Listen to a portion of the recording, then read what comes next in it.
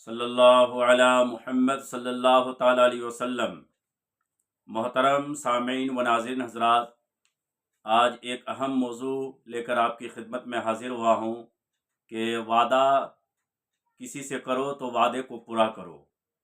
हमारा इस्लाम वादा पूरा करना सिखाता है, वादा पूरा करने का हुक्म देता है। आखिर तक इस वीडियो को देखें और हो सकता है कि इसका अनकरीब इसका पार्ट 2 भी आएगा, आप हजरत उसको भी समाअत कीजिएगा। तो बहरकैफ अल्लाह ताला सूरे बनी इसराइल की आयत नंबर 34 में अल्लाह तबारक व तआला इरशाद फरमा रहा है, व औफू बिल आहदी इन्नल आहदा कान मसऊला, कि वादे को पूरा करो कि तुमसे कल क़यामत के दिन वादे के बारे में पूछा जाएगा कि वो वादा क्यों पूरा नहीं किए थे। तो देखें, हम वादा तो बंदे से करते हैं, लेकिन अगर उस वादे को पूरा नहीं करते हैं तो इसका जवाब कल हमें अल्लाह तबारक व तआला को देनी है। तो इसीलिए वादा करने से पहले अच्छी तरह सोच लें कि मैं इस वादे को पूरा कर सकता हूँ या नहीं कर सकता हूँ। अगर आपको भरोसा हो, यकीन हो कि मैं इस वादे को 100% पूरा कर सकता हूँ, तब तो फिर आप वादा कर ले। लेकिन अगर आपको उम्मीद नहीं है, डाउट है कि मैं इस वादे को निभा पाऊंगा कि नहीं पाऊंगा, तो फिर वादा ना करे, बल्कि ये कह दे कि अगर अल्लाह ताला अगर चाहे तो मैं ये काम कर लूंगा। वरना बिल्कुल इस तरह से वादा जो कर लेते कि नहीं मैं ये काम कर दूंगा, आपका ये पैसा दे दूंगा, ये इस तरह का वादा 100% उम्मीद हो कि मैं इस वादे को पूरा कर सकता हूं, तभी वो वादा किया जाए। वरना अगर वादा कर लेते हैं, वादे को पूरा नहीं करते हैं, तो फिर कल कयामत के दिन इसके बारे में पूछा जाएगा। जैसा कि आपने सुने सूरे बनी इसराइल के आयत नंबर 34 के आखिरी हिस्सा में अल्लाह ताला ने फरमाया, इन्नल अहदा काना मसऊला, कि बेशक वादे के बारे में कल कयामत के दिन तुमसे पूछा जाएगा।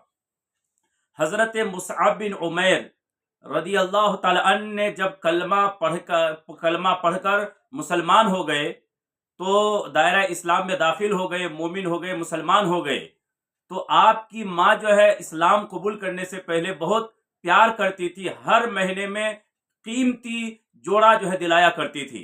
लेकिन मुसलमान होने के बाद खुद आपकी सगी माँ ने भी आपको घर से निकाल दिया, रिश्तेदारों ने रिश्ता तोड़ लिया, दोस्त अहबाब ने आपका साथ छोड़ दिया। तो किसी ने हजरत मुसअब बिन उमैर से कहा कि ऐ मुसअब बिन उमैर, क्या तुम परेशान नहीं हुए कि तुम्हारी माँ ने घर से निकाल दिया, तुम्हारे रिश्तेदारों ने रिश्ता तोड़ लिया, दोस्त अहबाब ने तुम्हारा साथ छोड़ दिया। तो सुने, हजरत मुसअब बिन उमैर फरमाते हैं कि ये परेशान होने की कौन सी बात है, चूंकि कलमा पढ़ने से के वक्त ही मैं जान लिया था, मैं समझ गया था कि मेरे साथ ये होना है। जब मैं मुसलमान हो जाऊंगा, जब मैं कलमा पढ़ लूंगा, तो ये लोग मेरे साथ छोड़ देंगे। ये पहले वादा करने से पहले ही मैंने इसका अंजाम सोच लिया था, तो फिर अब परेशान होने की कौन सी बात है। तो इसीलिए जब भी कोई वादा करे तो वादा को पूरा करे। ये हमारा इस्लाम की बुनियादी तालीम है कि वादा को पूरा करने का। अल्लाह के रसूल सल्लल्लाहु अलैहि वसल्लम ने फरमाया कि वादा खिलाफी करना ये मुनाफिक की अलामत है। एक मोमिन की पहचान और शान ये है कि जब भी वो वादा करे तो वादा को पूरा करे, जब भी बात बोले तो सच बोले, और जब उनके पास अमानत रखी जाए तो उस अमानत की हिफाजत करे। ये मोमिन की शान है। और मुनाफिक की अलामत क्या है? जब बोले तो झूठ बोले, जब वादा करे तो वादा खिलाफी करे। तो वादा खिलाफी करना अल्लाह के रसूल ने फरमाया कि ये मुनाफिक की अलामत है। चुनांचे अल्लाह के रसूल सल्लल्लाहु अलैहि वसल्लम तशरीफ फरमा थे। एक सहाबी रसूल ने अपने बेटे को बुलाया कि बेटा इधर आओ। बच्चा ने कहा, नहीं अब्बा जी मैं नहीं आता। तो बच्चे को लालच दी कि बेटा अगर तुम अभी मेरे पास आओगे तो मैं तुम्हें एक चीज दूंगा। और जब बच्चे को लालच दी गई तो फौरन बच्चा अपने बाप के पास आ गया। तो अल्लाह के रसूल ने फरमाया कि तुम इस बच्चे को दो, चूंकि तुमने इस बच्चे से वादा किया है। तो उन्होंने अपने जेब से निकालकर खजूरें बच्चे को दी। तो फिर अल्लाह के रसूल ने फरमाया, अगर तुम इस बच्चे को खजूर ना देते तो तुम्हारे नामे आमाल में लिखा जाता कि तुम वादा को तोड़ देते हो, वादा करके वादा को पूरा नहीं करते हो। तो साहबी रसूल ने अर्ज की, या रसूल अल्लाह, ये बच्चा है और بچے، یہ نابالغ بچہ ہے، کیا نابالغ سے کیے ہوئے وعدے کو بھی پورا کرنا ضروری ہے؟ تو اللہ کے رسول صلی اللہ علیہ وسلم نے فرمایا یہ بچہ ہے، یہ نابالغ ہے، لیکن وعدہ کرنے والا تو نابالغ نہیں ہے، وہ تو ایک مسلمان ہے، وہ تو ایک بالغ ہے۔ تو جب وعدہ کرنے والا وہ بالغ ہے، وہ مسلمان ہے، تو لہٰذا اس وعدے کو پورا کرنی پڑے گی۔ چنانچہ اور آپ کو میں ایک دلچسپ واقعہ بتا دوں کہ جنگ بدر 17 رمضان کو ہونی تھی، وہاں ایک سپاہی کی ضرورت تھی مسلمانوں کو، 313 ٹوٹل جو اس جنگ میں شریک ہونے والے صحابی تھے۔ چنانچہ ان صحابیوں کی فضیلت یہ ہے کہ حضرت عبد الوہاب مشعری فرماتے ہیں کہ جنگ بدر میں شریک ہونے والے صحابی کا نام لے کر جو دعا کی جاتی ہے وہ دعا قبول ہوتی ہے۔ تو وہاں ایک سپاہی کی ضرورت تھی اس جنگ میں۔ حضرت حذیفہ بن یمان جو اللہ کے رسول کے رازدار تھے، جو اللہ کے رسول جن سے راز و نیاز کی باتیں کر رہے تھے، وہ اور ان کے والد حضرت یمان دونوں مکہ سے آ رہے تھے۔